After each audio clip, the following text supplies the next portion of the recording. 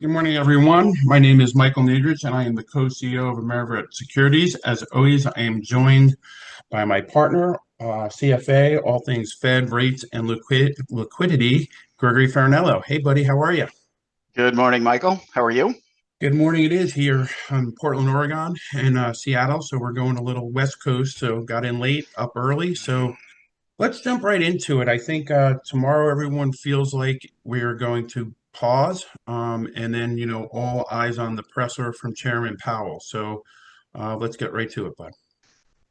Yeah, I mean, look, the I appreciate that. I mean, the Fed's on hold here. I mean, there's no question, there's no expectations for any rate move tomorrow, but I think all eyes are going to be on the presser because of all the banter that we've seen going back and forth between the administration, obviously wanting rates lower, the hard hat situation that we saw, the president going down to see the Fed chair, which was somewhat unprecedented. So, I think people are going to be interested to see what his posture is. My guess is he probably plays it pretty cool here.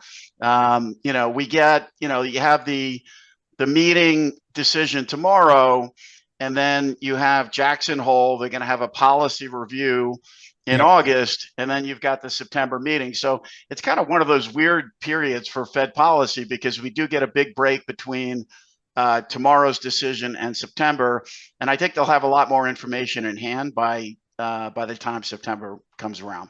Yeah. So that I think that will be interesting in Jackson Hole in August. Let's talk about September for a second. We got to get through tomorrow and the presser, but what did your gut tell you leading into September with all the sort of noise we're hearing, obviously through the administration and Powell relative to inflation and all the, jobs and everything else? Yeah, so we'll get another jobs report on Friday. I mean, we had jolts this morning. My view on the employment market in general is we've normalized, and I think even Chair Powell has said that they don't view the employment market as a source of inflationary pressure here or going forward, and we agree with that. I mean, I think all the numbers have told you that since we had this big pandemic situation where the employment market was really hot, things have normalized. So on that end, they've normalized.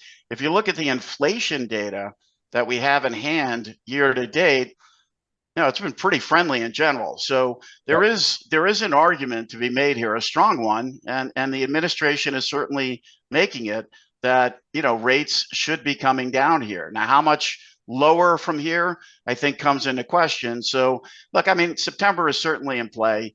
I think you know the whole tariff thing is coming more into focus, and that's important. We're at 20%, 50%, 75%, 100%. Now we're getting down to sort of this 15% level. So that's coming more into focus. So, I think it's very conceivable that the Fed could certainly come down in the back end of 2025. Yeah, let's talk about tariffs, dig in a little deeper there for a second. I think it surprised a few economists that the tariffs have not been inflationary to this date. I think, depending on which side you wanted to take, there's probably a short term and a longer term picture in that. As you see these deals come together, how are you seeing the tariffs that have, the deals that have come in place with the EU and Japan, and I think, hopefully China around the corner, et cetera?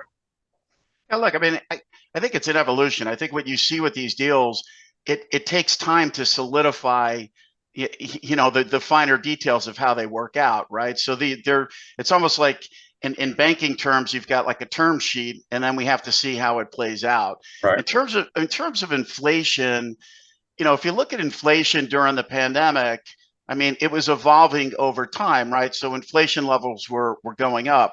When you look at tariffs and you look at a one-time event in terms of 10 to 15%, it doesn't mean inflation is going to continue to go up over time.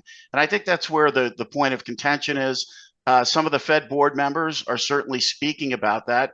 I think it's a good dialogue, but I think the reality is, look, we don't really know is the answer, right? We're seeing deals come to fruition. Markets are liking it because we had this peak anxiety in April, and now we're getting past that. I think the more we get past that peak anxiety with things not necessarily solidified, but certainly being spoken about and hashed out. Markets are liking it, but in terms of the inflation levels, I think we're just going to wait and see. I mean, we're running between 2.5% and 3%. If we move closer to 3% with some of these inflationary numbers, CPI and PCE, certainly I think from Chair Powell's perspective, he said the policy review 2% is 2%, right? So there's no flexibility there. So if we start to move toward 3% over the next couple of months, I think that's going to keep Chair Powell and the Fed on the sidelines. Yeah, and do you make anything into the investments that these other countries are promising the administration, or is that just like a add-on? I mean, some of them seem pretty significant, at least in the notional number. I'm not sure how to analyze that, in total of the deal. Yeah, I mean, look, we're going to have to again. I think it's a wait and see. I think if you look at the European deal, certainly a commitment to make an investment that I think the president wants to export more energy abroad. He wants to export things in general abroad. I think these things are very constructive on the investment side. Look, we have to see. I mean, even with China, right? With the president's first administration with China, it's really about enforcement over time, and I think that's where the proof is going to be in the pudding. Makes sense. All right, let's pivot a little bit. I have 3 or 4 meetings here on the West Coast over the next couple of days. What's the highlight? Besides the actual meeting, and let's assume a pause again, what should I be discussing with my clients? July was interesting. It was the demand was robust as it's been for a long time. Deals are, 8, 9, 10 times oversubscribed in certain cases. July, the issuances were a little light, but I think that might be because some of the banks did not issue as large as they have in the past because some of the new rules that have come out. So, what is the 2 or 3 key points as I talk to the clients this week? I think markets are in good shape. We looked at charts this morning. If you look at that April period, if you go back even 20, 25 years, that was an inflection point. There's no question about it. I think the key thing there is it wasn't event driven like the pandemic. It wasn't a crisis. It was more policy driven, which is important. And we've come off those levels. So I think that's an inflection point. Volatility has certainly come down. And I think going forward, look, it's the one big beautiful bill, getting that solidified and out of the way, I think is important. And then I think front and center continues to be the tariff situation, Mike. It's an evolution. I think there's a little uncertainty in terms of how it shakes out. And then the real question, I think, over time is going to be the economy. How does the economy perform going forward? We're constructive on the second half. We're constructive on 2026. And I think those are the most important things to look for going forward. And then look, obviously we've got geopolitical risk as well, which you're, extremely close to with our board members. And that's important. And I think the president is really reaching out and moving around the globe to try and find some peace here. Yeah, he really has. Okay, let's end on this today. We all saw the hard hats and the dog and pony show, and I guess partly funny, partly embarrassing, partly hard to watch. All that being said, I think we're at a point where the chairman's going to stick it out. I really believe cooler heads, and we always say it, Besant has said let him just finish his term because I don't think it would be uh, a good look or even a good event for the markets if he did fire him. I guess maybe opine on that a little bit, but more importantly, maybe as we close here, you could talk about who you think the 2 or 3 people are that are most likely to replace him in May. Sure. No, good question.